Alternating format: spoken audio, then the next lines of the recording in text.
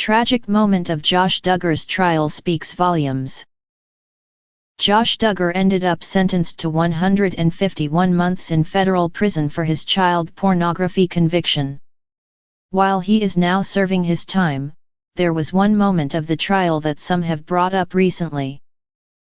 This moment showed how tragic these crimes really were. Here is a look at what happened during the trial and why Josh's actions hurt more people than some might believe. When Josh Duggar stood trial for his crimes, one source claimed that one of his sisters attended the trial.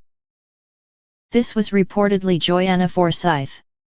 According to this source, what happened during the testimony showed how horrific and tragic Josh's crimes were for his sisters, who were all small children at the time of his earlier accusations.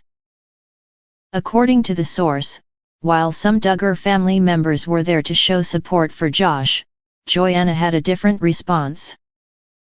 When the attorneys began discussing Josh's allegations of sexual abuse against his little sisters when they were children, Joanna reportedly got up and left the courtroom. She then allegedly returned later, looking upset. This makes sense. The period where these allegations took place was when Joanna was only 5 years old. While Jill and Jessa Duggar admitted Josh molested them, Joanna was too young at the time to really understand. Commenters on Reddit discussed the reports of Joanna being in the courtroom and reacting in this manner. Most people admit that a 5-year-old likely wouldn't understand what was happening. This means that, with her parents possibly covering the crimes up for years, she learned about it during the testimony. Joanna is going through hell, one Redditor commented. The whole world knows what happened to her, and maybe even before she knew. She learned in court. I so hope she can get real therapy. Another said their heart breaks for her, while another called her brave for attending the trial at all.